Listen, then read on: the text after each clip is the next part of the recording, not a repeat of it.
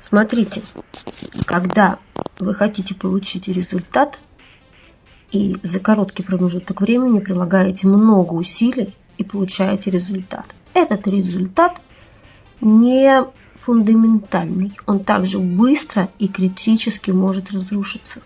Но когда вы систематично вкладываете энергию в определенное достижение цели, понемножку, постоянно, и в течение достаточно долгого периода получаете определенный результат, этот результат будет стойким.